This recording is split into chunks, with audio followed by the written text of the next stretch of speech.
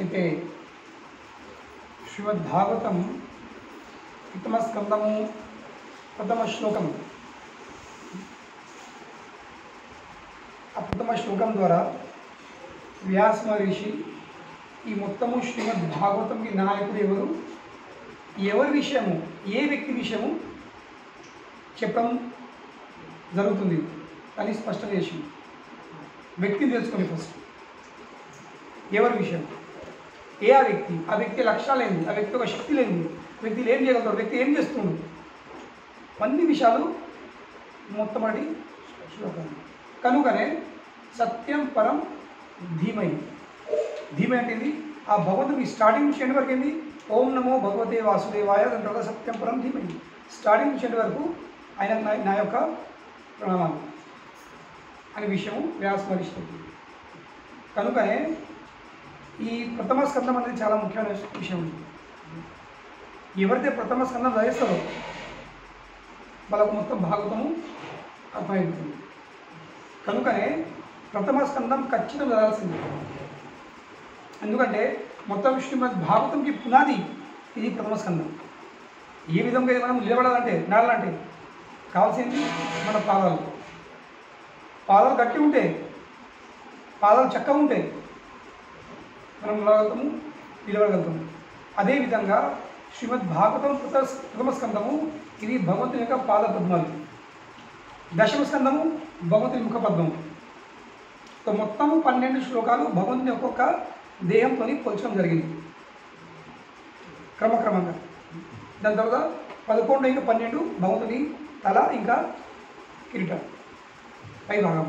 కానీ క్రమక్రమంగా 1, 2, 3, 4, 5, 6, 7, 8, 9, 10, 11, 12 ఇవి 12 స్కందాలు. సో కనుకనే శ్రీమద్ భాగవతం ఇది భగవంతుని యొక్క పుస్తక స్వరూపం. భగవంతుడు ఎన్నో రూపంలో అవతరిస్తాడు. శ్రీమద్ భాగవతం ఏంటి, భగవంతుని యొక్క పుస్తక స్వరూపం. కనుకనే శ్రీమద్ భాగవతం అర్థం చేసుకుంటే, శ్రీమద్ భాగవతం చదివినట్లయితే మనము భగవంతుని అర్థం చేసుకున్నట్టు. సో కనుకనే ప్రథమ స్కందము ఈ భగవంతుని యొక్క పాద పద్మాలు. కనుకనే అంటే ప్రథమ స్కందంలో శ్లోకాలు మరియు ప్రభుపాద వారు ఇచ్చే భాష్యములు, ప్రభుపాద వారు చెప్పేసారు ఈ ప్రథమ స్కందం ఎవరు చదువుతారో వాళ్ళు భగవద్ధాం వెలుగుతారు. ఎందుకంటే భగవద్ధాం వెళ్ళడానికి ఎంత జ్ఞానం అవసరం ఉందో, ఎంత తెలివి అవసరం ఉందో అవన్నీ ప్రభుపాద వారు ఈ ప్రథమ స్కందంలోనే ఇచ్చేసింది, రాసేసింది. ఎందుకంటే ప్రభుపాద వారికి నమ్మకం లేకుండా నేను మొత్తం శ్రీమద్ భాగవతము రాస్తాను రాయను, మొత్తం భాగవతంపై నేను భాష్యం రాస్తాను రాయను అని నమ్మకం లేదు. కనుకనే ప్రభుపాద ఎట్లా అవకాశం దొరికిందో అట్లా టెన్షన్ 11, 12 స్కందం వరకు ఏ విషయాలు ఉన్నాయో 11, 12 స్కందాలు తెలుసుకుంటే మనకు ఏ జ్ఞానం లభిస్తుందో ఆ జ్ఞానాన్ని ప్రభుపాద వారు ప్రథమ స్కందంలో ఇచ్చేసింది. కనుకనే ప్రథమ స్కందం కంపల్సరీ అందరూ చదవాల్సిందే. ఎక్కువ టైం పట్టేది, ఎక్కువ సమయం పట్టేది.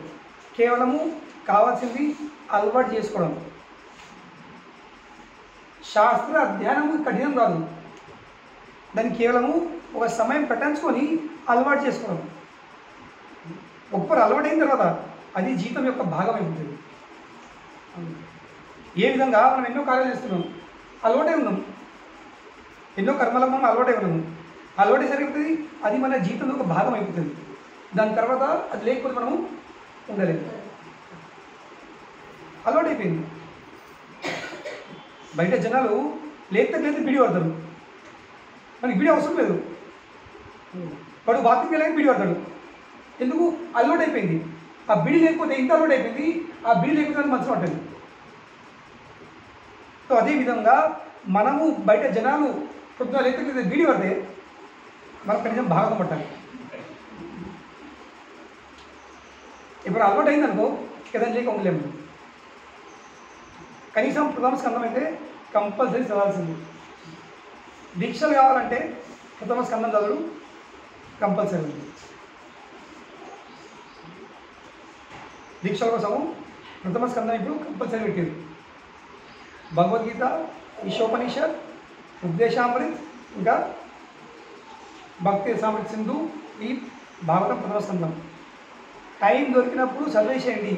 నేను తర్వాత చదువుతాను, ఆ తర్వాత ఎన్నడూ రాదు. అవకాశం దొరికినప్పుడు చదివాల్సింది. కనుక ఇప్పుడు కృష్ణప్రభు మంచి పని చేస్తుంది. ఏంటి, ఒక్కొక్క శ్లోకం స్టార్ట్ చేయండి డైలీ. ఈ నెక్టర్ ఆఫ్ ఇన్స్ట్రక్షన్ ఉపదేశం ఉంది. ఒక్కొక్క శ్లోకం కనీసము మనం పుస్తకం ఇంపుకున్నా కానీ ఒక శ్లోకం ప్రతిరోజు చదవండి. 15 రోజులల్లా 12 రోజులల్లా ఒక పుస్తకం ఒడిచిపోయింది. ఒక్కొక్క పుస్తకం ఒడగొట్టుంది. నేను తర్వాత చదువుతా, తర్వాత తెలుసుకుంటా, తర్వాత ఎన్నట్టు రాదు. ఎందుకంటే మన కర్మలు ఎన్ని చిక్కిపోతే మన సంసారంలో పట్ల ఈ పని ఆ పని పనులు వస్తూ ఉంటాయి, నడుపుతూ ఉంటుంది, చేస్తూ ఉంటాము. అనవసరమైన విషయాలు, ముఖ్యమైన విషయాలు సైడ్ పెడతాం. ఒక make it an habit. First ఇప్పుడు గీతా క్లాసెస్ నడుపుతుంది. ఉపదేశామృతం ఫస్ట్, దాని తర్వాత ఈశోపనిషత్ ఇచ్చిన పుస్తకాలు, దాని తర్వాత భక్తి రసామృత సింధు, ఈ 4 అయిన తర్వాత ఈ భాగవతం. కావాల్సింది గంట సేపు, 10 నిమిషాలు. ఒక దినంలో ఒక గంట సేపు పెట్టించుకున్నాం అనుకో. అది కూడా ఒక్క పని కాకుండా నేను పొద్దున టిఫిన్ తర్వాత ఒక ఈశ్వరుడు శ్లోకం చదువుతాను. లంచ్ కంటే ముందు లంచ్ తర్వాత నేను నెక్స్ట్ ఇన్స్ట్రక్షన్తో ఒక శ్లోకం చదువుతాను. భక్తి రసామృతంతో భాగవతం ఒక శ్లోకం చదువుతాను. అలవాటు చేసుకోవాల్సింది. మన ప్రతిరోజు చేసే చర్యలో పట్ల ఇవి యాడ్ చేసుకోవాల్సింది. పొద్దున ఇది, మధ్యాహ్నం ఇది, సాయంత్రం ఇది, అది అలవాటు చేసుకోవాల్సింది. కొన్ని మాటలు కాకపోవచ్చు, ఎన్నో పనులతో ఏమవుతాయి తప్పచ్చు, కానీ నెక్స్ట్ డే మళ్ళా. ఇప్పుడు కదా నేను నా బాంబేలో మా ఫ్రెండు వాళ్ళ భార్య నాకు వీడియో పంపిండు. ఇక కింద రాశులు, మీ నిశకపటమైన అనుయాయి, యు ఆర్ సిన్సియర్ ఫాలోవర్ అని మెసేజ్ వీడియో తీసి. మాకు ఏం చేస్తుంది, ప్రొద్దున క్లినిక్ వెళ్ళే ముందు ఆమె ఫిక్స్ చేసుకున్నది కి నేను టిఫిన్ అదే టైంలో ఇస్తాను. ఏ సమయంలో కూడా 6:30 నుంచి 7 మధ్యలో క్లాస్ పెట్టుకుంటుంది, టిఫిన్ చేస్తుంటుంది. ఏమైంది, ఒక శ్లోకం చదువు వీడియో అయిపోతుంది, బ్రేక్ఫాస్ట్ అయిపోతుంది. ఇది అలవాటు చేసుకోవాల్సింది. లేకుంటే కాదు. ఇంట్లో కుకింగ్ చేస్తున్నాను, పెట్టుకోండి. ఇంకేం పని చేస్తున్నాం, పెట్టుకోండి. వింటా ఉన్నది. వినే అలవాటు, చదివే అలవాటు చేసుకోవాల్సింది. ఎందుకంటే ఈ అలవాటు ఏమవుతుంది, ఇది ఒకసారి అంటే ఇప్పుడు ఆల్రెడీ తప్పిపోయింది, దాన్ని మళ్ళీ స్టార్ట్ చేసుకుంటే అంటే బండి చాలా రోజుల నుంచి బంద్ పడితే, ఇప్పుడు పక్కన బండ్లు ఉన్నాయి, కానీ పోయి తొక్కుని తొక్కి కాలు వెళ్ళిపోతుంది, కానీ బండి మాత్రం స్టార్ట్ కాదు. వాళ్ళ తొక్కేటోడు నూకేటోడు అందరితో వస్తుంది, కానీ బండి మాత్రం స్టార్ట్ కాదు. మన అందరి పరిస్థితులు ఉంది. ఇప్పుడు ఎంత నొక్కినా కాదు, కానీ ప్రయాసాలు చేయాల్సింది. కనుకనే ఈ 4 పుస్తకాలు ఇప్పటి నుంచి రెడీ అంది. తర్వాత మా దీక్షలకు పేరు వస్తే అప్పుడు చదువుతాము, ఇంటర్లో చదువుతాము కాదు. అది ఇంటర్లో పోయినా పోయి ఫెయిల్ అవుతారు. ఇక అదే పెడతారు, ఏం చెప్పలే, ఏమో విన్నాము, విన్నట్టు అనిపించింది, కానీ మర్చిపోతాము, మీకు అర్థం కాదు, ఇవన్నీ మాట్లాడుతుంది. ప్రతిరోజు చదవాల్సింది. కనుకనే ఈ ప్రథమ స్కందం చదివినట్లయితే ఏమవుతుంది, అన్ని విషయాలు స్పష్టంగా వెళ్తున్నాయి. ఎందుకంటే ప్రభుత్వం ద్వారా అన్ని ఇచ్చేసి. అయితే ప్రథమ శ్లోకంలో వ్యాస మహర్షి కృష్ణ భగవానుడు ఎవరు, ఈ శ్రీమద్ భాగవతంకి నాయకుడు ఎవరు, ఆయన యొక్క గుణాలు ఏంటి, ఆయన లక్షణాలు ఏంటి, ఆయన శక్తులు ఏంటి, ఆయన ఏం చేస్తుండో, ఆయన ఏం చేయరు, అన్ని విషయాలు ఒకటే శ్లోకంలో కూడా చెప్పేసి. దాని తర్వాత ఈ శ్రీమద్ భాగవతం గ్రంథం ఎందుకు ఎన్నో ఇప్పుడు వేదాల శాస్త్రాలు అన్నీ నేను రాసేసిన, వేదాలు తెలిపేసిన. 4 వేదములు, దాని తర్వాత 18 పురాణాలు, మళ్ళీ 108 ఉపనిషత్తులు, మళ్ళీ ఇతిహాసాలు, మహాభారతాలు, వీటితో సంబంధించిన ప్రతి ఒక్క విషయం నేను రచించిన. వేదాంత సూత్రాలు దాని తర్వాత ఇప్పుడు మళ్ళీ తిరిగి ఈ శ్రీమద్ భాగవతంని నేను ఎందుకు రాబోతున్నా అనే విషయము చెప్తున్నావు వ్యాస మహర్షి 2వ శ్లోకం. ఏంటది? ఈ శ్రీమద్ భాగవతంలో ఏముంది, దీని కంటెంట్ ఏంది, దీని ఒక కంటెంట్ ఏముంది? ఫస్ట్ లైన్, ధర్మ ప్రోచిత కైతవ అత్ర.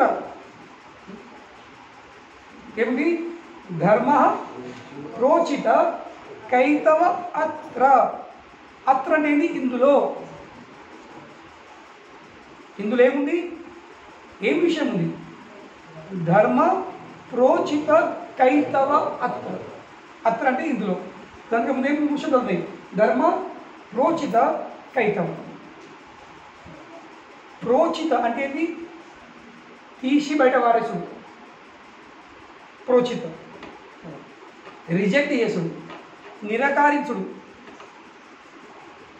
మరి ఏం నిరాకరిస్తుంది ఈ గ్రంథము? ఎందుకంటే ఈ లైన్ని వ్యాస మహర్షి ఎందుకు రాస్తుంది?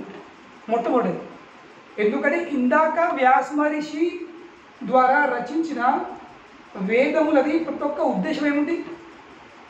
కేవలం కొన్ని భౌతిక లాభాలు పొందడం. ఇది చేస్తే ఈ లాభం అవుతుంది, అది చేస్తే అది లాభం అవుతుంది. దాంట్లో కర్మకాండ. కర్మకాండ అంటే ఏమిటి? కొన్ని ఆధ్యాత్మిక కార్యక్రమాలు చేసుకునే కోసము, భౌతిక లాభాల కోసం. అంటే కర్మకాండ. చూడడానికి ఆధ్యాత్మిక కర్మలే. కొబ్బరి కొడుతున్నాము, దీపం పెడుతున్నాము, పూల పెడుతున్నాము, అగరబత్తులు పెడుతున్నాము, ఉపవాసం ఉంటున్నాము, నైవేద్యాలు పెడుతున్నాము, అన్నదానం పెడుతున్నాము, బొట్లు బోలు అన్నీ వెళ్తున్నాయి. కానీ అన్ని ఆధ్యాత్మిక కర్మలే. కానీ దాని యొక్క ఫలం ఏముంది? ఏ ఉద్దేశంతో? భౌతిక వాంఛ పూర్తి. సత్యనారాయణ పూజ ఎందుకు? సత్యనారాయణ పూజ? జనాలు భక్తి కోసం సత్యనారాయణ పూజ అవుతుందా? భక్తి కాదు, శుద్ధ భక్తి కాదు, భక్తి అది ఏది కాదు. కేవలం నా భౌతిక కోరికలను తీర్చాలి. నా భర్త మంచి ఉండాలా, నా సంసారం మంచి ఉండాలా, వాడు ఎక్కడ కొట్టిపోయినా మళ్ళీ రావాలి తిరిగి. అందుకనే 4 తరలిస్తారు. 4 తరలిస్తే వాళ్ళ జీవితంలో ఈ సమస్య వచ్చింది. వాళ్ళు ఏం చేశారు? సత్యనారాయణ పూజ పెట్టుకున్నారు, వాళ్ళ సమస్యలన్నీ పోయినాయి. కనుకనే మీరు కూడా పెట్టుకోండి, మీరు కూడా పూజని ఇంకా పెట్టుకోండి. ఐక సత్యనారాయణ చీకత. ఐక అంటే ఏంటి? వినండి, మనలో పాడు ఇట్లా ఐక సత్యనారాయణ చీకత అని. సత్యనారాయణ కథ వినండి అని. మంచిగా కూర్చుంటారు, ఉపాసనలు ఉంటారు, అన్నీ ఇస్తారు, భార్య భర్తలు, అన్ని కార్యక్రమాలు. కానీ ఉద్దేశం ఏముంది? దీనివల్ల నాకు ఏం భౌతిక లాభం అవుతుంది, అది ఉద్దేశం. కనుకనే శ్రీమద్ భాగవతం వ్యాస మహర్షి ఏం చెప్తుండు? ఇందాక వేదములల్లా నేను ఏమి ఇచ్చినా ఇవే ఇచ్చిన. దీనివల్ల మీరు హాయిగా భౌతికంగా ఉండగలుగుతారు, అన్ని సంపన్నులే ఉండగలుగుతారు, ఆ విషయాలు ఇచ్చిన. కానీ ఈ గ్రంథంలో ఆ విషయాన్ని నేనేం చేసిన? రిజెక్టు, ప్రోచిత, కైతవ. కైతవ అంటే ఏంటి? మోసపెట్టే. ఇందాక వ్యాస మహర్షి రచించిన వేదములు ఇవన్నీ మోసపెట్టే శాస్త్రాలు, మోసపెట్టే ధర్మాలు. మరి ఎందుకు మోసపెట్టే ధర్మాలు చెప్తున్నారు? మోసపెట్టు అంటే ఏంది? మోసపెట్టు అంటే ఏంది? మోసపోవడం అంటే ఏంది?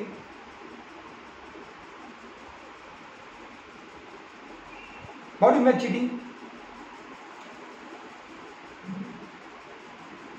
ఇప్పుడు దారి నడుతున్నావు, రోడ్డు నడుతున్నావు, ఏమిటి అడిగినావు? ఈ ఇస్కాన్ కేంద్రం ఎక్కడుంది?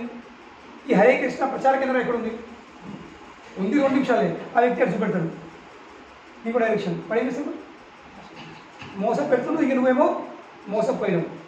అని అర్థమైంది. డైరెక్షన్ తప్పుకోడు.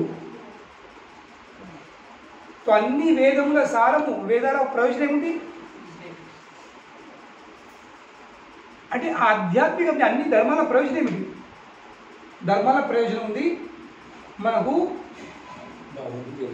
భగవంతుని తెలుసుకోవడము, మళ్ళీ భగవంతుని తెలుసుకుంటారు, భగవంతుని చేరుకోవడం. కదా. ఇది మానవ జన్మ యొక్క ఉద్దేశము, ఇంకా అన్ని ధర్మాల ప్రయోజనం అది. కానీ కైతవ ధర్మం అంటే ఏంటి? మనకు ఆ లక్ష్యంని ఆ దారి తప్పించి మనకు ఇంకో దారి తీసుకెళ్తుంది. ఏ దారి? దేనివల్లైతే మనము ఈ భౌతిక జగత్తులోనే చిక్కిపోయి ఉంటాము.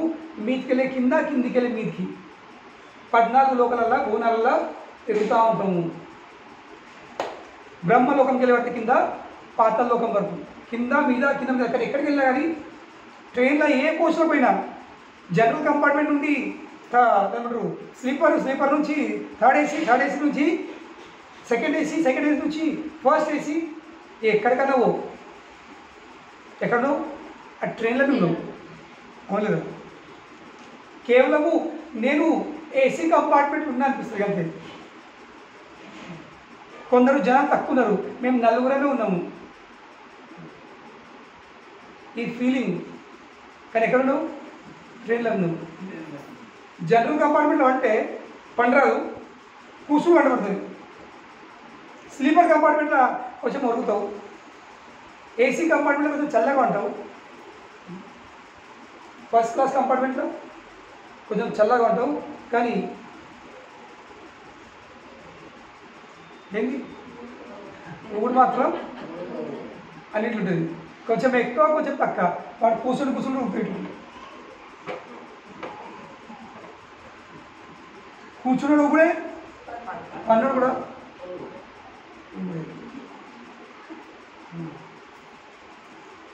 కొంచెం ఎక్కువ కొంచెం తక్కువ, కొంచెం ఎక్కువ ఉన్నవాడు ఇదేం సమస్య, ఇదేం కట్టిన పరిస్థితి. తక్కువ ఉన్నవాడు మంచిగా. కానీ అందరూ అదే సమయానికి చేరుతారు, అందరూ అదే ట్రైన్లో. ఏసీ కంపార్ట్మెంట్ తొందర చేరాడు, ఇక జనరల్ కంపార్ట్మెంట్ ఉన్నాడు లేట్గా చేరాడు. అందరూ ట్రైన్ దిగి స్టేషన్ వచ్చిందా అందరూ బయటపడతారు. సో కనుకనే కైతవ ధర్మం అంటే ఏంటి? ఏ ధర్మం అయితే మన లక్ష్యంని మనకు చేరుకోట్ల మన దారిని తప్పిస్తుంది, దాంట్లో కైతవ ధర్మం. సో కనుకనే వేదములో ఏం తెలుపడింది? ఇది చేస్తే ఇది, అది చేస్తే అది, అది చేస్తే అది, నీకు డబ్బులు కావాలా ఈ దేవుని పూజించు, భర్త కావాలి ఇది పూజించు, భార్య కావాలి ఇది పూజించు, సంతానం ఇది పూజించు, ఈ పూజ చేయి, ఈ అర్చన చేయి, ఈ తపస్సు చేయి, ఇది చేయి అన్నీ కేవలం భౌతికం. ఇక మొత్తం ప్రపంచం వెళ్ళి చిక్కుతుంది, అందులోనే చిక్కుతుంది, అందరూ వేస్తుంది. పేరుకి మేము ఆధ్యాత్మికం, మేము కూడా ధర్మం పాటిస్తున్నాము. మేము మొత్తం నాస్తికులం కాము, మేము ధర్మస్తున్నాము, మేము కూడా టెంపుల్కి వెళ్తున్నాము, మేము కూడా చేస్తున్నాము, మేము ఒప్పుకుంటూ ఉంటాము, మేము జపం చేస్తున్నాము, మేము పట్టు పెట్టుకుంటున్నాము, మేము దీక్షలలో ఉన్నాము. అవును అందరు ఉన్నారు, కానీ మీ ప్రయోజనం ఏముంది? మా ప్రయోజనం మాకు ఇళ్ళకెళ్ళి బయటపడుతుంది, మీరు ఇళ్ళనేమో చిక్కిపోయేది అన్నీ చేస్తుంది. సో ఏ ధర్మం అయితే మనం ఈ భౌతిక ప్రపంచంలో చిక్కి పెడతారో దాని ఇక్కడ ధర్మం అది కైతవ ధర్మము. ఇది ఒక్క శబ్దం గుర్తుంచుకోండి. ఏ ధర్మము? కైతవ ధర్మము, మోసపెట్టే ధర్మము. కానీ శ్రీమద్ భాగవతం ఏమిస్తుంది? అటువంటి ధర్మాలను ప్రోచిత తీసి బయట తన్ని వారుతుంది, kicked out. Don't remove or reject, it is kicked out. కనుక వ్యాస మహర్షి ఈ శ్రీమద్ భాగవతంలో ఆ విషయాలను ఇందులో రాయలేడు, రచించలేడు. ఎందుకంటే ఆల్రెడీ ఇచ్చేసిన, మళ్ళీ అదే రాస్తానా, మళ్ళీ అదే చెప్తానా? కనుకనే ధర్మ ప్రోచిత కైతవ అత్ర, ఇందులో ఈ విషయం ఉంది. ఎటువంటి ధర్మము? శుద్ధ ధర్మం, పవిత్రమైన ధర్మం, కలుషితమైన ధర్మం కాదు, దారి తప్పించే ధర్మం కాదు. ఈ శ్రీమద్ భాగవతము చదవడం ద్వారా, తెలుసుకోవడం ద్వారా ఏం జరుగుతుంది? చక్కగా వ్యక్తి తన గమ్యంని చేరుతాడు, చక్కగా గమ్యం చేస్తాడు. అని గమ్యం చేరడానికి కావాల్సిన ఒక్కొక్క విషయం జరుగుతుంది. గమ్యం చేరడానికి కావాల్సింది ఈ హృదయం యొక్క పవిత్రకరణ. హృదయం పవిత్రమైనది. కానీ ఈ కైతవ ధర్మంతో ఏం జరుగుతుంది? హృదయం ఇంకా కలుషితం అయిపోతుంది. హృదయం ఇంకా కలుషితం అయిపోతుంది. బయట అందరూ చెప్తున్నారు. ఇప్పుడు హనుమాన్ దీక్షలు ఉన్నాయి, అందరూ మార్కెట్కి వెళ్ళి ఎక్కడ చూస్తే అక్కడ నడుపుతున్న వాళ్ళు ఎండల కాళ్ళు బట్టలు కట్టుకొని ఇచ్చుకోవడం, జడ్డులు పట్టుకొని ఇలా బాగా దొరుకుతుంది. ఈ షార్ట్ కట్ దాటుకొని అంతర్గాం రోడ్ పట్టుకొని అట్లా అవుతుంది. ఎండల తప్పస్తేనే కదా. వాళ్ళని చూస్తే నాకు అయ్యో మేము కూడా గోధుమ పరికరం వెళ్తాం కదా, అట్లా అవస్థ అయితే అని గుర్తుంది చూశాను. వాళ్ళు కూడా అనిపిస్తుంది. కానీ వాళ్ళ ఉద్దేశం ఏముంది? భౌతిక లాభం. మాకేమైనా మంచిది జరగాల. కొందరు పాపము పెళ్లి వాళ్ళు ఆ అంజన్న పెళ్ళి కానీ కొందరు ఆశ్చర్యం తెలుసా మొన్న తెలిసింది. సంతానం కాని వాళ్ళు కూడా వదలడు. అక్కడ ఇంద్రేష్ చెప్తాడు. నాకు అనిపించింది, అరే అంటే బ్రహ్మచర్యుడు బ్రహ్మచర్య దగ్గరికి పోయి సంతాన ప్రాప్తి సంతాన ప్రాప్తి సంతాన ప్రాప్తి ఆ ఉద్దేశంతో నడిపితే పోతే ఉపశమనం దీక్ష ఉంటుందంటే సంతాన ప్రాప్తి అవుతుంది. ఉన్నాడు మా భక్తులు ఉన్నాడు. ఆయన రోజు నాకు చాలా సంతానం బిడ్డలు కొడుకుంటలేదు, సంతానం లేకుండే. ఇక మా అమ్మాయి అందరూ ఎప్పుడు కొండగట్ట పోయి ఎదురైంది. అక్కడ 3 రోజులు ఎదురేసాము. వచ్చిన తర్వాత వాడు అక్కడికి వచ్చింది. అలా జాగ్రత్త. మరి హనుమాన్ కృప ఉంది, హనుమాన్ అనుగ్రహంతో పుట్టిండు. మరి హనుమాన్ ప్రయాసికి దాన్ని వింటున్నావు. అట్లా విచారం మీరు ఒకవేళ జరిగినట్లయితే ఇప్పుడు బాబు హనుమాన్ అనుగ్రహంతో బ్రహ్మచారి అయినట్లయితే అప్పుడు ఆ సుఖము ఆనందం ఏమిటి? దుఃఖంలో మారిపోతుంది. అప్పుడు మళ్ళీ నడతాడు. దేనికోసం? అంజన్న నా కొడుకు కొంచెం వదిలిపెట్టి దూరం చేయండి, మనకి పెళ్ళి కానీ అట్లా నడతారు. మళ్ళా చెప్పే విషయం ఏంటంటే అన్ని భౌతిక కోరికల కోసం, భౌతిక లాభాల కోసం కనుగొని వీటిని కైతవ ధర్మం చెప్తున్నాడు. ఎందుకంటే వీటికి అగెన్స్ట్ ఏమో కావాల్సిందే కదా. ఇప్పుడు పెళ్లి కానుకి పూజ చేస్తే పెళ్లి జరుగుతుండొచ్చు. సంతానం కానుకి ఆ పూజలు చేస్తే దేవతను పూజిస్తే సంతానం ప్రాప్తి అవుతుండొచ్చు. డబ్బు లేనుకి అయిపోవచ్చు. మంచిదే, అది జరగాల్సింది. అంటే ఇప్పుడు ప్రశ్న వస్తుంది, మరి వ్యాస మహర్షి మరి ఎందుకు రాష్ట్రాలు పెట్టిన మరి చక్కగా శ్రీమద్ భాగవతం రచన అయిపోయింది కదా. ఇవన్నీ వేదంలో ఇన్ని కర్మకాండ భాగాలు ఎందుకు? ఎందుకంటే వ్యక్తికి డబ్బు లేకపోతే, ఆరోగ్యం లేకపోతే, సంతానం లేకపోతే ఏమిటది? ఆ వ్యక్తి అస్థిరమైపోతాడు, మనసు అస్థిరమైపోతుంది. కొంతమంది సంతానం లేకపోతే పైగా మా జీవితం ఎందుకు నరకమంటారు? ఇక సంతానం ఉంటారు, సంతానం లేకపోతే ఇక ఉండే లాభం చేసే లాభం మా జీవితం వ్యర్థాన్ని వాళ్ళు ఎప్పుడు బాధపడుతుంటారు. సంతానం సంతానం లేడేమో అయ్యో సంతానం లేకపోతే ఎడతాడు, ఉన్నాడేమో ఎందుకు కూడా లేకుండా బాగుంటాడు, అందరూ ఏడ్చాడు. వ్యాస మహర్షిని ఎందుకు ఇచ్చిండు? వేదంలో ఈ కర్మకాండ భాగాలను ఎక్కువ శాతము అవేందుకు తెలిపిడు? దేనివల్లనైతే వ్యక్తులు కొంచెం స్థిరంగా వారి యొక్క అవసరాలు తీర్చుకొని వాడు తన గమ్యం వైపు ఆలోచించేటట్టు. అంటే అది ఇండైరెక్ట్ మార్గం. వేదంలో తెలిపిన జ్ఞానం ఏది? అది ఇండైరెక్ట్ మార్గము భగవంతుని చేపడానికి. కానీ శ్రీమద్ భాగవతం ఇండైరెక్ట్ మార్గం చెప్తుంది, చక్కగా ఎక్స్ప్రెస్ అయింది. ఈ ఇండైరెక్ట్, ఈ పరోక్షమైన మార్గం అందులో ప్రాబ్లం ఉంది. వ్యక్తులు అదే వేదం యొక్క ప్రయోజనం కొని అక్కడనే ఆగిపోతారు. ఎందుకంటే కృష్ణ భగవద్గీత చెప్తున్నాడు, ఈ వేదం నందులు తెలిపిన ఈ కర్మకాండ భాగంలో ఏమున్నాయి? మృదు మధురమైన వాక్యాలు. ఏమని చెప్తారు? మృదు మధురమైన వాక్యాలు. ఇంగ్లీష్ అంటారు ఫ్లవరీ లాంగ్వేజ్. Flowery language. తో ఒక పువ్వుని కూడా ఏంది, ఒక వ్యక్తి ఒక పువ్వు చూసాకి అట్రాక్ట్ అయిపోతుంది. దేనికి? దాని యొక్క ఆకారానికి, దాని యొక్క రంగుకు, దాని యొక్క వాసనకు అక్కడ అయిపోతుంది. అబ్బా ఇది చేస్తే ఇది వస్తుంది. అదొక పువ్వు లాంటిది. మృదు మధుర వాక్యాలు. కానీ ఆ వాక్యాలను నమ్ముకుంటా కొన్ని కర్మలు చేసినప్పుడు ఆ వ్యక్తి మర్చిపోతాడు. ఏంటి? పువ్వు ఎంత అందంగా ఉన్నా, ఎంత వాసన ఉన్నా, ఎంత మంచి ఆకారం ఉన్నా, అది చెట్టు మీద ఉన్నా తెంపినా కొద్దిగా టైం గడిచిందంటే అది వాడిపోతుంది. వాడిపోయేసరికి తెంపకుండా చెట్టు మీద పెట్టే కానీ ఉంచినా తెల్లరది వాడిపోతుంది. వాడిపోయేది దాని ఆకారము, దాని రంగు, దాని గంధము అన్నీ పోతాయి. ఉండదు. కానీ వీళ్ళు అద్దుడరు.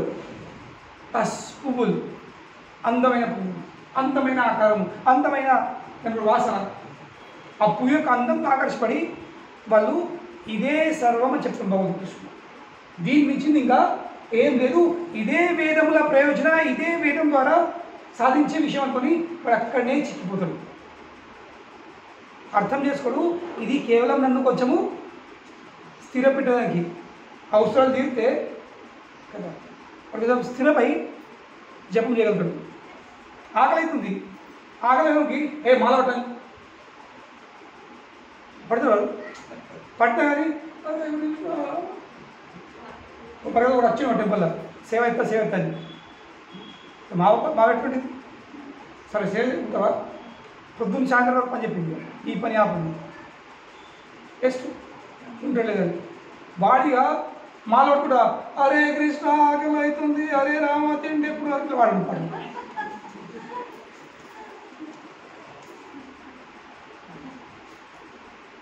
గట్టిగా ఎవరికి ఆకలి అవుతుంది.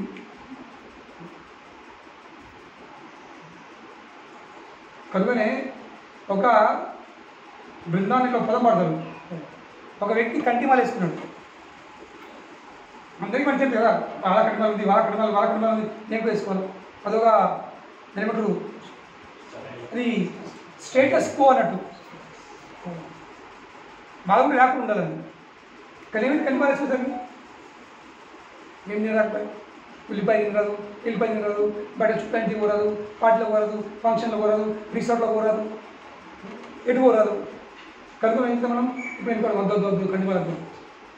కానీ ఏదో అందరు చూసిగా నేను వెనుకబడతాను, నేను కూడా వాళ్ళతో పాటు వేసుకున్నాను, ఇంకా ఎటు పోరాదు. ఇక అటువంటి ఒక వ్యక్తి ఏం చేసుకోడు, కంటిమాల వేసుకుంటారు. ఏం తినకపోయా, ఏం తినరాదు.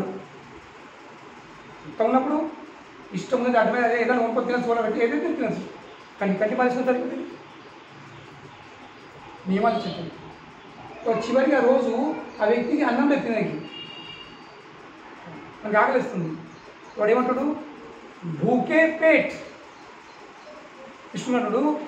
భూకే పేట్ భజన్ నా హోయ్ లాలా ఇస్తుంది. లాలా లాడేది నాన్న అంటున్నాడు. భూకే పేట్ భజన్ నా హోయ్ లాలా ఏలే తేరి కంటిమాల, నీ కంటిమాల నువ్వే తీసుకో. ఎందుకంటే ఈ కంటిమాల వేసుకుంటున్నా నేను మీరు ఆకలిస్తుంది, ఆకలేసరికి నేను జపం చేయలేకపోతున్నా. ఇప్పుడు ఆలోచిస్తున్నాను అనుకో, లేదు జపమేయు చెప్తారు. ఆకలి అవుతుంది బాబా, కొన్ని కొంచెం ఆకలి తీర్చాలా, తీర్చి మాల వడ్డిపియాలి. ఇక్కడ ఇప్పుడు ఏమవుతుంది, ఆకలితో తింటుండ్రు, దమ్ అలవాటు గట్టిగా ఇది గట్టిగా అంటారు. మరి తినే ప్రయోజనం ఏముంది? పండుగ అది ప్రయోజనం కాదు. ఇది ప్రాబ్లం. వ్యాస మహర్షి ఈ ప్రాబ్లంని అర్థం చేసుకున్నాడు. కేవలం అర్థమే కాదు, ఆయనకు కూడా ప్రాబ్లం వచ్చేసింది. సాక్షాత్ భగవంతుడు కూడా ఎవరిని అన్ని గ్రంథాలు వేదములు రచించిందో ఆయనకు కూడా సమస్య వచ్చేసింది. కనుక ఇదే ప్రథమ స్కందంలో 4వ అధ్యాయం ఎట్లుంది, వ్యాస మహర్షి అన్ని వేదములను రచించేవాడు, అన్ని రచన చేసినవాడు, అన్ని వేదం ద్వారా అన్ని సిద్ధులు పొందొచ్చు, అన్ని కర్మలు విజయం కావచ్చు. అటువంటి వ్యక్తి బద్రికాశ్రమంలో బద్రికాశ్రమంలో సరస్వతి నది ఒడ్డు మీద కూర్చుండి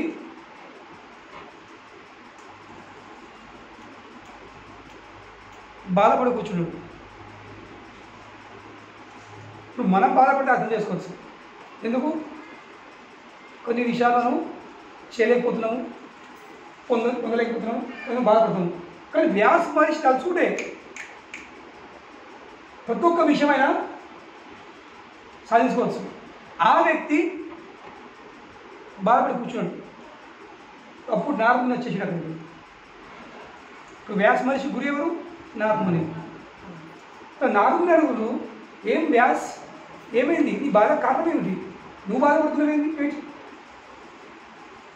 ఏం కారణం ఉంది? అప్పుడు వ్యాస మహర్షి అంటూ, అయ్యా మీకు తెలియని విషయం ఏముంది, మీరే చెప్పాల్సింది. మీరు నా గురువు, శిష్యుడి హృదయం ఏం జరుగుతుందో, కృష్ణుడి మనస్థితి ఏముందో అది మీరే చెప్పాలి. నా బాధపడుతున్నది వాస్తవమే, కానీ బాధ కారణం ఏమిటి? అప్పుడు అర్జునుడు, నువ్వు అన్ని వేదములు, అన్ని శాస్త్రాలు, అన్ని ఇతిహాసాలు, అన్ని పురాణాలు, అన్ని ఉపనిషత్తులు అన్నీ రచన చేసినావు, కానీ ఏం చేసినావు నువ్వు? జనాల కేవలము మోసపెట్టావు. ఇప్పుడు ఏమవుతుంది? నీ పేరున జనాలు ఇంకా చెడు కలుగుతాడు. ఇప్పుడు మాంసం తినడానికి విడబెట్టడు లేదు. వ్యాస మహర్షి చెప్పిండు అమ్మవారి గుడిలోకి పోయి మాంసారం చేసుకొని తినాలని. తోడు పాపకర్మ చేయడానికి మనకు ఒక స్టాంప్ దొరికింది. ఎందుకు? వ్యాస మహర్షి చెప్పినది. నువ్వు స్టాంప్ ఇచ్చేసినావు. ఇది ఫస్ట్. రెండో విషయము, ఇవన్నీ నువ్వు రచించినావు, రాసినావు, కానీ ఎక్కడ కూడా ప్రత్యేకించి కృష్ణుని యొక్క శుద్ధ భక్తి విషయం నువ్వు రాయలేవు. అక్కడిక్కడ ఏదో ఇంచుమించు రాసినావు, కానీ ప్రత్యేకించి రాయలేవు. దీనివల్ల నువ్వు జనాలను మోసపెట్టినవు. నన్ను ఫలితం ఏంది? వాళ్ళు బాధపడుతున్నారు, నువ్వు కూడా బాధపడుతున్నావు. సో అన్ని వేదములను రచించేవాడే బాధపడుతున్నాడు, మరి ఆ వేదములను పాటించేవాడు ఎట్లా ఆనందపడు? కనుక మరి దీనికి పరిష్కారం ఏది? ప్రాబ్లం చెప్పి నువ్వు పరిష్కారం ఏమిటి? ఇప్పుడు నువ్వు ఇంకో రచన చేయి, ఇంకొక కావ్యము నువ్వు రాయి. ఆ కావ్యంలో ఏం రాసింది? కేవలము కృష్ణుని పట్ల శుద్ధ భక్తి తప్ప ఇంకా ఏం అందులో ఉండకూడదు. అప్పుడు నారదుని యొక్క ఆజ్ఞ లభించిన తర్వాత వ్యాస మహర్షి ఈ శ్రీమద్ భాగవతం రచించడం ప్రారంభించింది. ఎట్లా భాగం రాకపోయిందో అట్లా ఆయన బాధలు తొలుగుతాయి. కనుకనే అర్థం చేసుకోవాల్సింది, మనము ఈ భాగవత ధర్మంలో ఉన్నామంటే, కృష్ణుని భక్తులం అవుతున్నామంటే, ఈ మార్గం వచ్చినామంటే, ఈ కైతవ ధర్మ ద్వారా మనము మోసపోకూడదు. కానీ ఈరోజు ప్రాబ్లం ఏముంది? శుద్ధ భక్తి దానికి వచ్చి కూడా జనాలు భగవంతుతో శుద్ధ భక్తి అడగాల్సింది, శుద్ధ భక్తి చేయాల్సింది. కానీ ఎలా సంతోషపడ్డాడు? బస్ జపం చాలా చేసిన, భక్తి ఎత్తున్నా, మాంసాలు మానేసిన, మద్యపానం మానేసిన, ఈ మానేసిన దానివల్ల అన్నీ చక్కగా అవుతుంది. జాబ్ మంచిగా వచ్చింది, సంసారం మంచి నడుతుంది, పైసలు వచ్చినాయి.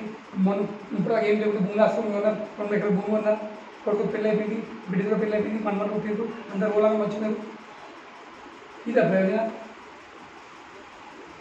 ఈ మార్గంలో కట్టి ఇది ప్రయోజనం కాదు. కానీ దుర్దైవంగా ఈరోజు ఈ మార్గం ఉన్న వాళ్ళందరూ ఈ మార్గం ఎందుకున్నారు? ఇవి జరుగుతున్నాయి. ఇవి జరగకపోతే నువ్వు జపం చేస్తావా? ఇవి జరగకపోతే నువ్వు ప్రతి వారం వస్తావా సత్సంగంకి? ఇవన్నీ జరగకపోతే సేవాభావం ఉంటుందా? ఇది టెస్ట్. కనుకని ఈరోజు కృష్ణ చైతన్యము ఏమైంది?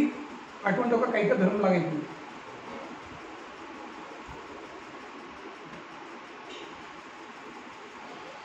అది మనం చాలా క్లియర్ ఉండాలి. శ్రీమద్ భాగవతంది ప్రయోజన కృష్ణ భక్తి, శ్రీమద్ భాగవతంలో తెలిపిన కృష్ణ భక్తి ప్రయోజన ఈ భౌతిక లాభాల కోసం కాదు.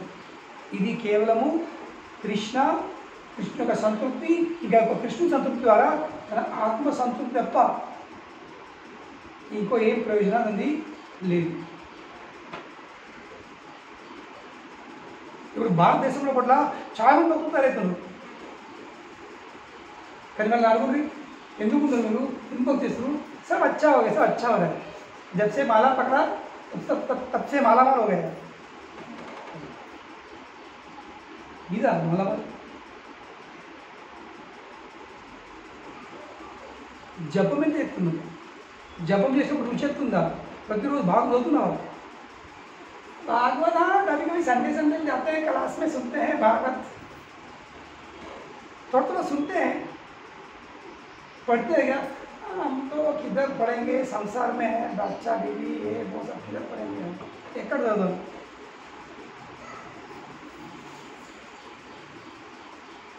సో కనుకనే ఇట్ వెరీ మచ్ క్లియర్, చాలా స్పష్టంగా ఉండాలి. ఈ మార్గంలో వచ్చిన ఈ మార్గంలో నేను పొందాల్సింది ఏ విషయం, ఆ కైత ధర్మ ద్వారా పొందే విషయాలు ఇక్కడ పొందుడా, లేక ఈ మార్గంలో శుద్ధ భక్తి ఉంది, ఆ శుద్ధ భక్తి పొందాలన్నా నా అంతఃకరణం నా ఆత్మను పవిత్రం చేసుకోవాలా, దీనికి కలుషితం చేసుకోవాలి. ఇది చాలా స్పష్టంగా మనం తెలుసుకోవాల్సింది. But very much clear about it. ఈ మార్గంలో వస్తే భౌతిక విషయాలు ఏం పొందకపోవచ్చు, ఏము అనుకూలంగా జరగకపోవచ్చు, అది పరీక్ష. అప్పుడు కూడా మనము అంతే శ్రద్ధతో అంతే నమ్మకంతో భగవన్నామం జపం చేస్తామా, అంతే ఉత్సాహంతో సేవ చేస్తామా, అది టెస్ట్. కానీ దుర్దైవంగా అందరూ ఈరోజు ఎక్కడ తయారవుతారు, ఇక్కడికి వస్తే మంచి జరుగుతుంది. ఏం మంచి జరుగుతుంది, కానీ ఏ స్థాయి, శారీరక స్థాయి లేక ఆత్మస్థాయి? సంతోషపడి ఎవరు, మంచిగా అయింది ఎవరు, శరీరం మాదిగా ఆత్మన? ఈ విషయంగా అర్థం చేసుకోవచ్చు. లేకపోతే కృష్ణ చైతన్యము అదోగా ఏమవుతుంది, కైత ధర్మలాగా అయిపోతుంది. కనుక ప్రభుపాద ఏమన్నారు, ఇస్కాన్లో భక్తులు చాలామంది ఏమవుతారు, స్వర్లోకం చేరుతారు. మరి మన ప్రయోజనం స్వర్గలోకం చేరుకోవడమా లేదా వైకుంఠలోకం చేరుకోవడం? కృష్ణ చైతన్యం ప్రయోజన స్వర్గలోకాలు కాదు. కృష్ణ చైతన్యం ప్రయోజనం ఉంది మనల్ని వైకుంఠ లోకం తీసుకెళ్ళాలి. కానీ మనం దేంతో సంతోషపడము, అన్ని మంచి జరుగుతుంది, అన్ని మంచి జరుగుతుంది, అన్ని మంచివి. That is our motivation. ఇంకా చెప్తాం కూడా, నువ్వు రారాయణకు జబ్బు చాలేయు, అన్ని మంచిగా అన్ని సెట్ అయిపోతుంది లైఫ్. కానీ శ్రీమద్ భాగవతంలో చూడండి, ఎవరి లైఫ్ సెట్ లేదు. ప్రహ్లాద్ లైఫ్ సెట్ ఉందా? పరీక్షిత్ మహారాజ్ లైఫ్ సెట్ ఉందా? అందరు లైఫ్లో ప్రాబ్లం ఉన్నాయి. కుంతి మహారాజ్ లైఫ్ సెట్ ఉందా? పాండవుల లైఫ్ సెట్ ఉందా? ఎప్పుడు సెట్ అయింది పాండవుల లైఫ్? ఎప్పుడు సెట్ అయింది? ఎన్ని రోజుల కోసం? 100 సంవత్సరాల తర్వాత వాళ్ళ లైఫ్ సెట్ అయింది. అది కూడా కేవలము 20 సంవత్సరాల కోసం అంతే. కానీ వాళ్ళను భాగవత ఉత్తమంలో చెప్పగలుగుతుంది.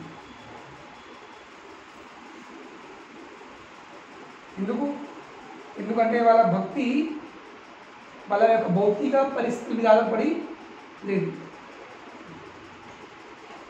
భౌతికంగా ఏది జరిగినా కానీ ఏమున్నా కానీ నేను అదే ఉత్సాహంతో భగవంతు సేవ అవుతాను, అదే ఉత్సాహంతో నేను జపం చేస్తాను, అదే ఉత్సాహంతో నేను సత్సంగాలకు వెళ్తాను. అప్పుడు శుద్ధ భక్తి అన్నట్టు. మనం ఏం చేసినా కానీ భౌతిక లాభాల కోసమే, భౌతిక లాభాల కోసమే. ఇక ఆ భౌతిక లాభాలే మనకు ప్రోత్సాహం, దట్ ఈస్ ఎంకరేజ్మెంట్, మోటివేషన్. ఇది ప్రయోజనం కాదు. వ్యాస మహర్షి శ్రీమద్ భాగవతం రాసింది. దీనికోసం వ్యాస మహర్షి శ్రీమద్ భాగవతం వేలే, దానికోసం భాగవతం అవసరం లేదు. దానికోసం మిగతా ఉన్నాయి, వేదాలు ఉన్నాయి. ఆ వేదాలు చదువు, ఈ పురాణ భాగం చదువు, అన్నీ వచ్చేస్తుంది. కానీ అంతే, ఇప్పుడు కిచిడి కిచిడి అయిపోతుంది. ఖచ్చితం వస్తాయి, లేదని కాదు. కృష్ణ భక్తి చేస్తే ఖచ్చితం అని నాకు చెప్పాయి. కానీ అది ప్రయోజనం కాదు, ఇది అర్థం చేసుకోవాల్సింది. కంచు పెట్టినప్పుడు తుమ్ముడు నా ప్రయోజనం కాదు అని అర్థం చేసుకోవాల్సింది. నా ప్రయోజనం దేనితో పెట్టిన ఖర్చులు, పిండి ఎందుకు కలిపినా, మిర్చి ఎందుకు కోసినా, తుమ్ముడుల కోసమా బజ్జీల కోసమా? బజ్జీల కోసం. కానీ ఈరోజు తుమ్ముడులతో అందరూ సంతోషంగా హాయి ఉన్నారు. ఒక ముసలమ్మ కదా, ప్రతిరోజు కట్టెలు జంగల్లో పోయి ఎండిపోయిన కట్టెలు ఏరుకొని ముళ్ళ కట్టుకొని అమ్ముకొని బతికేది. ప్రతిరోజు ఆమె జీవన ఉపాధి లేదు. ఒకరోజు పెద్ద మోపు పట్టుకున్నది, మోసుకొని వస్తుంది. నడగనడంగా కాలుకు ఒక రాయి దాకి అంటి పడిపోయింది. ముసలమ్మ పడిపోయింది, ఆ మోపు అంత రూపాయి పడింది. వైకుంఠం మిగిలిన భగవంతుడు ఆమె బాగా చూడలేక, అబ్బా ఈ ముసలమ్మ ఇంత ఈ వయసుకి బాధపడుతుంది తన జీవనోపాధి కోసం అని భగవంతుడు కిందికి వచ్చేసాడు. వైకుంఠంకి వెళ్ళి ఆయన బాగా చూడలేదు. వచ్చేసి ఆ ముసలమ్మని పడిపోయింది, కింద దెబ్బ తాగిందని. భగవంతుడు, అమ్మ నీకేం కావాలి చెప్పు, నీకేం కావాలి చెప్పు. ఎవరు చెప్పుడు? సాక్షాత్ భగవంతుడు చెప్పుడు, నీకేం కావాలి చెప్పు, ఏం చేయమంటావు? ముసలి ఉంటుంది, ఆ మోపు తీసి కొంచెం ఎత్తి పెడతావా? ఆ కట్టెల మోపు తీసి కొంచెం ఎత్తి పెడతావా? ఇది మన అందరికీ ప్రయోజనం, ఇది మన అందరి పరిస్థితి. కృష్ణ చైతన్యంలోకి వచ్చేసినాము, లేక రావాల్సింది దేనికోసము? మోపులు మేడం కాదు, అన్ని సమస్యలకు వెళ్ళే, అన్ని బాధలకు వెళ్ళే, అన్ని మోపులకు వెళ్ళే విడిపోయడానికి. కానీ మనం చెప్తున్నాం, వెయ్యి ఇంకెయ్యి, ఇంకొక మోపులు వేయి, కట్టె తక్కువనేయి, ఇంకెంత మీరు వేయి, ఇంకొక ముళ్ళు వేయు అంటే ఏది? ఆ ముళ్ళల బరువు అక్కడనే ఉండిపో.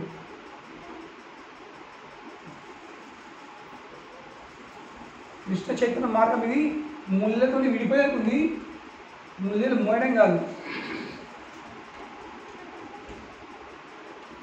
This should be very much be clear.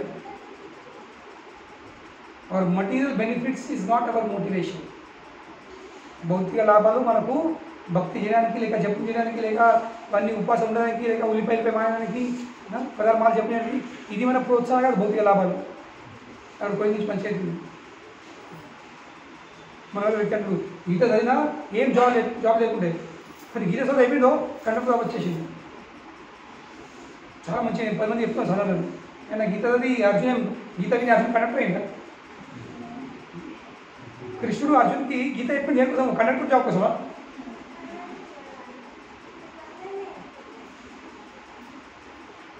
భగవద్గీతుడు అన్ని జాబులు విడిపోని చెప్పాడు, సర్వధర్మాన్ని గురించి చెప్పాడు. ఈ వ్యక్తి ఎవరు? కండక్టర్ జాబ్ వచ్చేసి మంచిగా అన్ని సెట్ అయిపోయినాయి.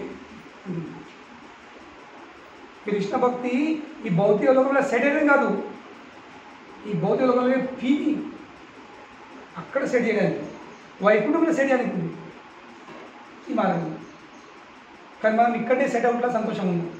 కానీ భౌతిక చెప్తాడు, సరే కూషా దీనివల్ల ఒక చేతున్నా, సరే తీసుకో, ఇక ముళ్ళు తీసుకో, ఇంకెన్ని ముళ్ళు ఏమంటావు, ఇక తీసుకో. ఆ ముళ్ళని ఎత్తుడు కానీ తనని అప్పయ్యాడు. విచారింది ఆ ముసలమ్మ తలుచుకుంటే భగవంతుని మళ్ళీ ఎన్నడూ ముయ్యను, మా కట్టెల మోపు మొయ్యకుండా అటువంటి వరం కోరుకోవచ్చు. మళ్ళీ జీవితంలో ఎన్నో కట్టెల మోపు మోసే పరిస్థితి రాకుండా ఆయన ఏం కోరుకుంది? కొంచెం మోపు తీసి పెడతా అయ్యా.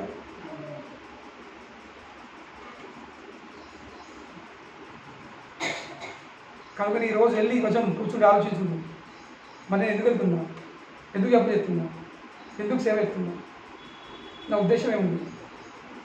ఉద్దేశము నా అంతరాత్మ యొక్క పవిత్రీకరణ, కృష్ణ ప్రేమకుడా, లేక కొన్ని విషయాలు ఇవి ఉంటే బాగుండు, అవి ఉంటే బాగుండు, ఇది ఉంటే బాగుండు. మరి ఇంకేమంటుంది సార్, ఇవన్నీ అయితే కొంచెం భక్తి పని చేయగలదు కదా, ఇంకా భక్తి పని చేయదు.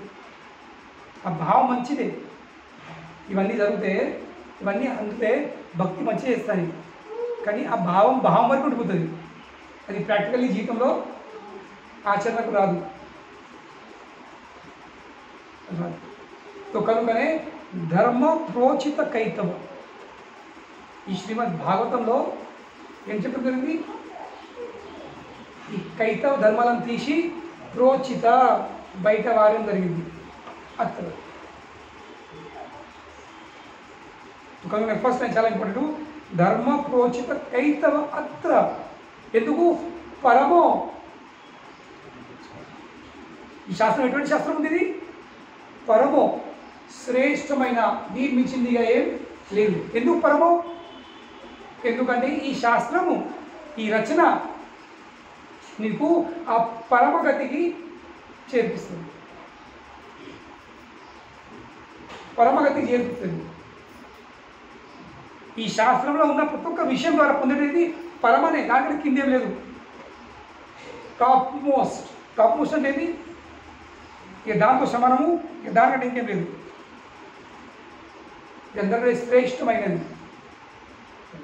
మిగతా అన్ని శాస్త్రాలు, మిగతా అన్ని ప్రశ్నలు దీని కిందనే.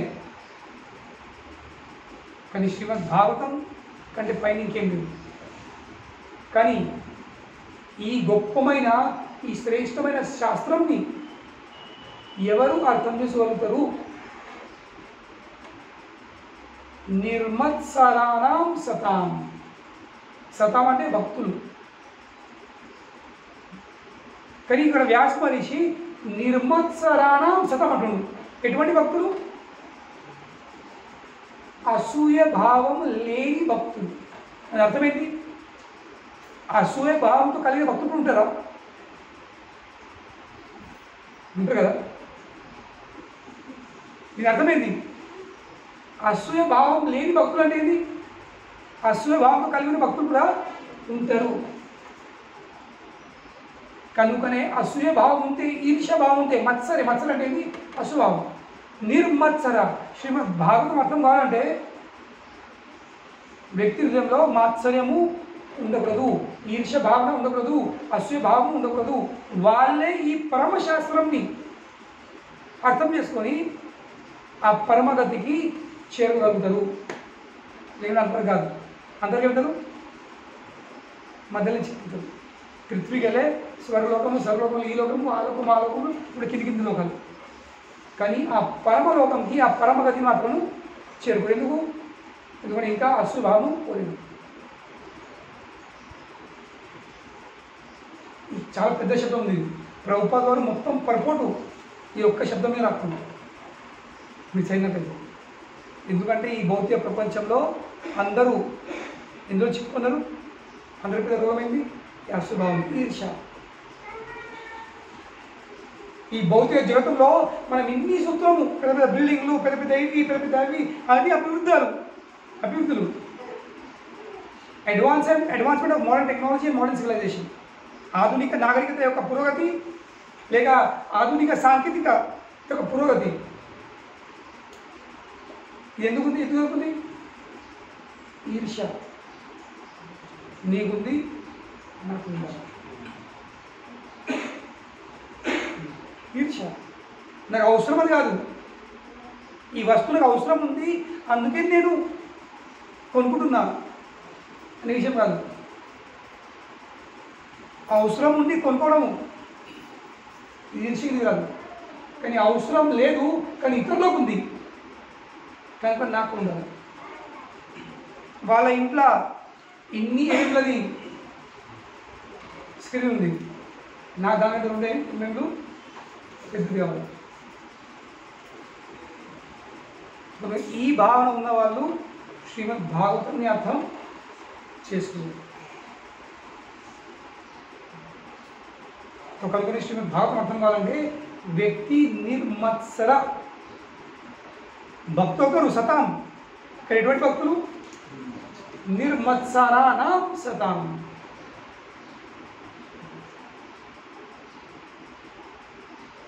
ఇంకా అందరికంటే తెలియచేయండి,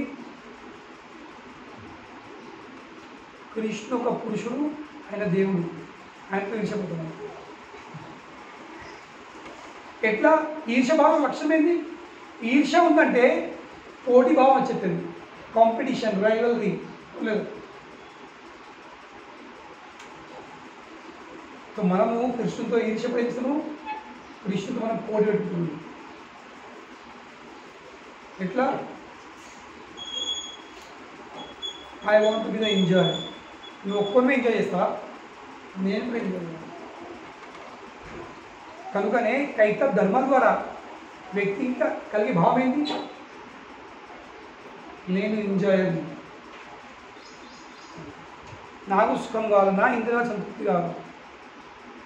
ఆ భావం కలిగిన వ్యక్తి ఏంటంటే భగవంతుని అర్థం చేసుకుంది. చాలా పెద్ద విషయం కాదు, దాని మీదనే చెప్పచ్చు. కనుకని ఈర్ష్య అవ్వాల్సింది. ఎట్లెట్లా ఈర్ష్య తగ్గుతుందో అట్లట్లా శ్రీమద్ భాగవతము అర్థమవుతుంది. శ్రీమద్ భాగవతం మీద చదివినది కాదు, వినడు కాదు, ఎంత గ్రహించినదని, ఎంత గుండె దిగింది అది. కానీ ఈర్ష్య మొత్తము సీట్ ఆక్యుపై చేసుకుంటున్నది. భాగవతం అక్కడ స్థలము లేదు. సో భాగవతం గుండెలో దిగడంటే ఈర్ష్య క్రమక్రమంగా బయటపడాల్సింది. అప్పుడు భాగవతంకి కొంచెం స్థలం దొరుకుతుంది. సో కనుక ఈ పోటీ భావం, భగవంతుడితో పోటీ, నువ్వు ఉన్నా కూడా నేను కూడా, నువ్వు స్కోర్ అనుభవిస్తావు, నేను స్కోర్ అనుభవిస్తాను, నువ్వెంత ఆనందపడుతున్నావు, నేను కూడా ఆనందపడతాను. ఈ పోటీ భావన ఎన్నడూ కూడా మనకు భాగవతాన్ని అర్థం చేసుకునేది. ఎందుకు? ఎందుకంటే భగవంతుడు అర్థం ఏం చేయండి, భగవంతుడు అర్థము కానియండి. అర్థం చేసుకోవాల్సింది జీవి వైకుంఠం పిల్ల కింద పడ్డది. ఆ సచ్చిదానంద స్వరూపంని, ఆ సచ్చిదానంద శాశ్వతమైన లోకంలో, శాశ్వతమైన దేవుని, శాశ్వతంగా సేవను, శాశ్వతమైన దేహంతో మనం వదిలిపెట్టి ఇక్కడ వచ్చేసింది. ఎందుకు వచ్చాం? కారణం ఏమిటి? ఈర్ష్య, మాత్సర్యం. నువ్వే ఎంజాయ్ చేస్తావా? నాకు దాసత్వం వద్దు, నాకు కూడా బాస్ అయింది. నీ ఎంత కాకపోవచ్చు, కొంచెం తక్కువైనట్లయితే నేను కూడా బాస్ కావాలి. ఇదే కారణము ఆత్మ వైపున పిల్లే నిలబడిపోయింది. కనుక నేను ఇంతవరకు ఈర్ష్య ప్రేమల మారలో అంతవరకు మళ్ళీ పైపోడు లేదు, మళ్ళీ ఆ పరమగతికి చేరుకోవడము సాధ్యం కాదు. ఎందుకంటే ఒక్క एक मैन में 2 तलवार नहीं बैठ सकती. ఒక్క కవర్ ఏమంటారు? ఓర. ఒక్క ఓరలో 2 కత్తులు కావు, ఉండయి, సెటే కావు. అదేవిధంగా ఆ వైకుంఠంలో ఒక్కడే ఉంటాడు కృష్ణుడు, ఇంకోటి సెట్ కాదు. సెట్ అవుతారు, మొత్తం బ్రహ్మాండము సెట్ అవుతుంది, సెట్ చేతులు బాగుంది. కానీ ఆ సెట్ చేసే భావన ఏముంది? స్వామి భావం కాదు, దాసత్వం. నువ్వు దాసత్వం అంగీకరించినావు అనుకో, భగవంతుడు అందరినీ సెట్ చేస్తాడు. అలా ఒక్క కత్తి కాదు, లెక్కలేని కత్తులు సెట్ చేస్తుంది. ఎందుకంటే ఆ కత్తిలో ఏమవుతుంది? ఫ్లెక్సిబిలిటీ వచ్చేస్తుంది. ఫ్లెక్సిబుల్ ఏంటంటే ఎక్కడ వస్తుంది? లేదు, ఫ్లెక్సిబిలిటీ వచ్చేది ఏంటి? స్వామి భావం కాదు, దాసభావం.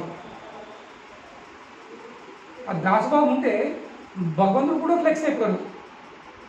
ఇప్పుడు ఎప్పుడెప్పుడు బస్సులో ప్రయాణం చేసినప్పుడు నెక్స్ట్ ఊర్లో లేక నెక్స్ట్ అక్కడ మీ పరిచయంలో కలిసింది, బస్సు ఫుల్ ప్యాక్ ఉంది, వాళ్ళు మిమ్మల్ని చూసారు, మీరు వాళ్ళని చూసారు అని అవుతారు. అక్కడ ఎక్కడ వెళ్ళావు, అన్న ఎక్కడ వెళ్ళాను, కథ అక్కడ వచ్చిపోతుందా? ఒడిచిపోతుంది. లేక కథ అక్కడ స్టార్ట్ అయింది. దేనిపై? మీ ఆ వ్యక్తిని ఎంత ప్రేమ సంబంధం ఉందో. ఏం సంబంధం? హైవే లేకపోతే చూసినట్టు చేస్తాం, చూడట్టు చేస్తాం, కనబడదు ఎక్కగా చూడనట్టు 22 చేస్తాం. కానీ అదే పరిస్థితి ఏమంటే మాట్లాడతాము. ఇంకా మనకు కావాల్సింది ఏమంటే ఇచ్చారెత్తాం ఇట్లా. ఇంకా మనకు ప్రేమ ఎత్తుంటే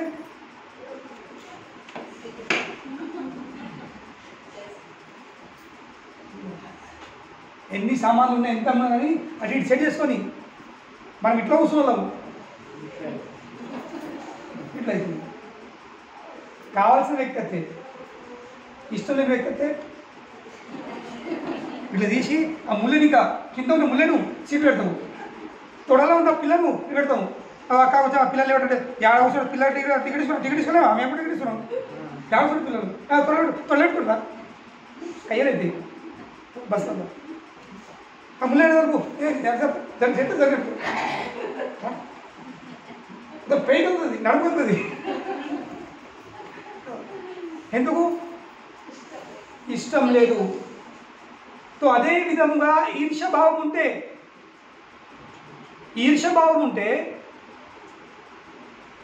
కృష్ణుడు మనను సెట్ కానియడు.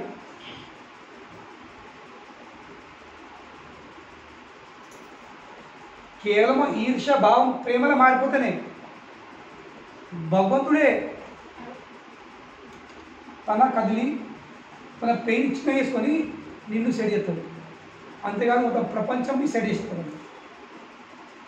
ఆయన అది కాదు తల మీద భుజాల మీద చేతుల మీద పొడిలా అందరినీ కూర్చోట్టుకున్నట్టు భగవంతుడు. ఆ ప్రేమ భావం ఉంటే దాసత్వం భావం ఉంటుంది. అంతెందుకు నెత్తి మీద ఎక్కించుకొని కూర్చుంటే భగవంతుడు.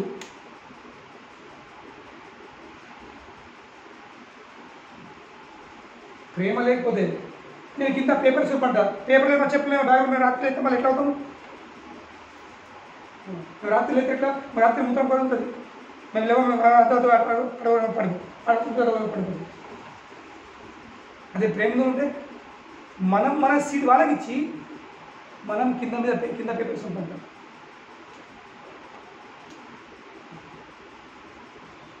లేక నువ్వు ఇప్పుడు అండు నేను తెల్లారి పంటాను కూర్చుంటాం కాళ్ళగా కూర్చుంటాం.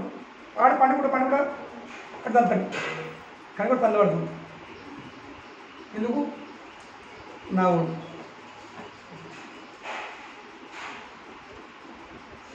ఊరు కనుకనే ఈర్ష్య లేకపోతే భగవంతుడు అన్ని విధంగా నన్ను సరి అని సిద్ధంగా ఉన్నాడు. కానీ ఈర్ష్య వచ్చేసరికి వైకుంఠంలో సెట్ కాలేదు. వైకుంఠం ఏంటి భక్తుల సాంగతంలో కూడా సెట్ కాలేము. గురి యొక్క సన్నిధిలో కూడా సెట్ కాలేదు. ఇప్పుడు శిష్యుడు అనిపిస్తుందో ఈ ఆయనని క్లాస్ చెప్తారా? ఆయన మెడని అన్ని దండాలా? ఆయన దండం పెడతారా? నన్ను వాళ్ళు దేకం దేకరు, నన్ను వాళ్ళు పట్టించుకోరు. చేసేదంతా నేను వాడు కూర్చుండి మొత్తం పేరు ఒప్పించుకుంటు వాడు కూర్చుండి పరపరి అందరూ వాణి దండం ప్రమాణాలు వాణి అన్ని నేను మా చేసేవన్నీ నన్ను ఓన్ దేకరు. అది బాగా వచ్చిందా? ఏంటది? నువ్వుగా ఆ గురువు అందుబాటులో కూడా ఉండలేదు. నాకు కూడా టైం ఉంది, నేను కూడా చేసి చూపెడతా, నాకు రా చెప్పు నేను కూడా చెప్తా, నేను ఇంకా వాడిని మంచిగా చెప్తా, నాకు ఇంకా చాలా వాడిని ఎక్కువ శ్లోకాలు కట్టిస్తున్నాయి. నాకు ఈ భావం వచ్చిందనుకో నీకు నువ్వే గురువు ఏమన్నాడు, నీకు నువ్వే గురువు అయిపోవు.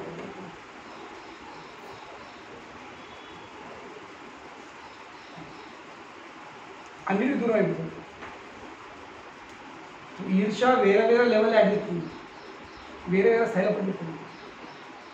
ఫస్ట్ భక్తుల పట్ల ఈర్ష్య, దాని తర్వాత గురువు పట్ల ఈర్ష్య, అది వచ్చేవారికి కృష్ణుని పట్ల ఈర్ష్య. ఆ ఈర్ష్య పెరుగుతూ ఉంటుంది. మనకు లేదు నా గురువే నమ్మకం బాగుంది, కృష్ణుడు నమ్మకం బాగుంది, పిల్లల ప్రేమ ఉంది, ఈ భక్తులు మంచిగా కాదు అనే విషయం ఉంది. కానీ ఆ రోగంని అప్పుడే సాల్వ్ చేయకపోతే క్యాన్సర్ని అప్పుడు చేయకపోతే క్యాన్సర్ గర్భసంచి క్యాన్సర్ అయినా ఏం చేస్తుంది? మాకు ఈ చుట్టూ మళ్ళీ దగ్గర ఏమవుతుందో నాకు ఇంకా ఎవరైతే ముసలైతే మాట్లాడతారు మరి ఆశ్రమంలో ఇక్కడికి వెళ్ళి ఇక్కడికి అక్కడికి చేస్తుంది. అదేవిధంగా ఈర్ష్య భావన ప్రారంభిక స్థాయిలోనే దాన్ని తీసి పారేయలేమనుకో. ఇప్పుడు వైష్ణవుల పట్ల ఈర్ష్య ఉంటుంది, దాని తర్వాత అది పెరిగి గురువు పట్ల చెప్తుంది, పెరిగి కృష్ణుడు ఈ విధంగా మళ్ళీ కండిషన్ అక్కడ బ్యాక్ టు స్క్వేర్ వన్. ఇంత చేసి ఎక్కడ చేసావు మళ్ళీ ఇదే భౌతిక జగత్తులోనే ఉండు. కనుకని శ్రీమద్ భాగవతం అర్థం కావాలంటే ఈర్ష. ఇంకా ఈర్షలో ఒక లక్షణం ఏంటి? ఎప్పుడు ముచ్చట్లు పెట్టుకుంది, ఎప్పుడు చెడు విషయం కప్పుడు. ఎందుకంటే వాళ్ళ చెడు ఉంది, వాళ్ళు మొత్తం వాతావరణం దూషితం చేస్తుంది. విన్నమైనా కొట్టడం ఇంట్లో చాలా గాసిప్. గాసిప్ ఇది ఈర్ష్యది ఒక లక్షణం, అందులో భాగం.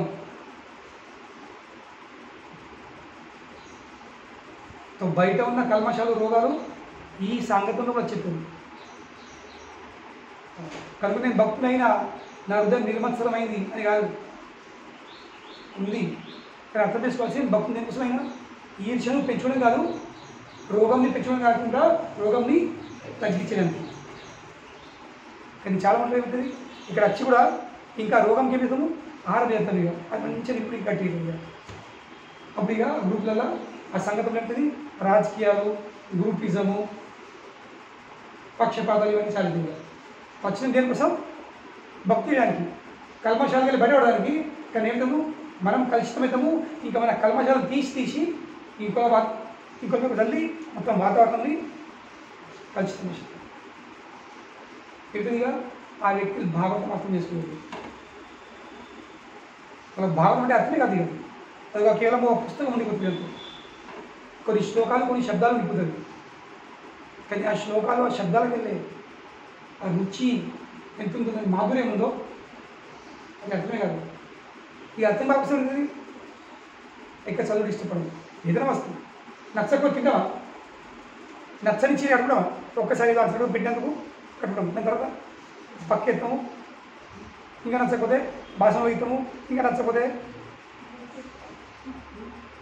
బొద్దలు కుట్టడం, చలికాలం ఆట వాడతాం, ఉపయోగించుకోవడం, ఎందుకు నచ్చదు కాబట్టి. సో అదేవిధంగా భాగవతం నచ్చకపోతే ఎక్కువసేపు భాగవతం పట్టలేము, దాన్ని చూడలేము, దాన్ని చదవలేము, దానికి దూరం అయితే అవుతుంది కుటుంబంలో. కనుకనే ప్రతిరోజు భాగవతం చదవాల్సిందే. మన ప్రశ్న ఉంటుంది, మనల్ని ఈర్ష బాగుంది కదా, ఇంకా అర్థం కాదా? చదువుతావు, ఇది ప్రాబ్లం కూడా ఉంది, సొల్యూషన్ కూడా ఇది. జాండీస్ అయినప్పుడు పసిరికలు అయితే పసిరికలకి ట్రీట్మెంట్ ఏముంది? చెరుకు రసం. పసిరికైతే చెరుకు రసం దానికి మందు.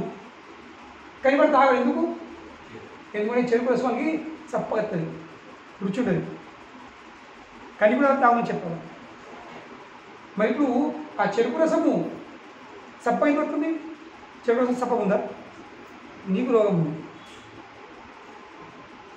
ఉంది, కనుగొని సప్పగత్తుంది. కానీ దాని ట్రీట్మెంట్ ఏముంది? అదే చెరుకు రసం. ఎట్లా తాగుతావుతో రోగం తగ్గుతుంది. రోగం తగ్గినాక మన ఆ తీపి పెరుగుతుంది. సో అదేవిధంగా ఇప్పుడు ఈర్ష్య బాగుంది. భౌతిక లోకం అంటేనే ఈర్ష్య లేకపోతే ఈ భౌతిక లోకం ఉండదు. ఇన్ని ఫ్యాక్టరీలు, ఇన్ని కంపెనీలు, ఇన్ని బంగ్లాలు, ఇన్ని ఏం జరగవు. బుర్జ్ ఖలీఫా కూడా రావు. దాని పక్కన ఇంకా ఎందుకు ఈర్ష్యని? మనకి బిల్డింగ్ అవసరం లేదు. నీకంటే 10 ఫీట్లు పెద్ద నా బిల్డింగ్ ఉండాలి, నీకంటే మంచి డిజైన్ నాది ఉండాలా, నీకంటే మంచి లైట్ షో నేను చేయాలా. ఆ లైట్ షోతోని ఆ బిల్డింగ్ కొని ఓడి బతకలేదు, ఓడి వచ్చలేదు. బతుకుతుంది లేక పెరుగుతుంది కేవలం మన ఈర్ష్యనే. నువ్వు కట్టినావు, దాని తర్వాత మూడోడు ఇప్పుడు ఇంక పేరు వచ్చే వరల్డ్స్ టాలెస్ట్ బిల్డింగ్ అని. అంటే నువ్వెందుకు టాలెస్ట్ బిల్డింగ్? నేను టాలెస్ట్ అవుతా, పడి కూడా కడుతుంది. దాని తర్వాత మూడోడు జరగదు, నేను టాలెస్ట్ అవుతా. సో బిల్డింగ్ కట్టడం నా అవసరం కోసమా, లేక నా ఈర్ష్యను పెంపడానికి? కేవలం ఈర్ష్యను పెంపడానికి. ఇక మనం బట్టి ఆలోచిస్తే మన జీవితంలో మనం పొందే విషయాలన్నీ మన అవసరం కోసం కాదు, మన అవసరం తీర్చేది కాదు, మన అహంకారాన్ని ఇంకా మన ఈర్ష్యను తీర్చేయడానికి. లేకపోతే బట్ట ఏది ఉంటుంది, అవి బట్టి లేదు, ఆ మాత్రం చీర మంచిగా ఉంది, నా బట్టి కావాలి. మన వాళ్ళు ఏం మారుతుంది ఆశ్చర్యం ఉంటుంది తీసుకోవడం ఏం కాదు శరీర ప్రయోజనం ఏముంది పెయిన్ కప్పడం కానీ పెయిన్ కప్పడం వేరే విషయం ఉంటుంది స్వీట్స్ ఎక్కువ ఉంటుంది రిజల్ట్ ఆఫ్ ఈర్ష ఎంవి కనుకనే ఆ ఈర్ష రుచిని తగ్గుతుంది రుచి తగ్గేసరికి అనేది దూరం అవుతావు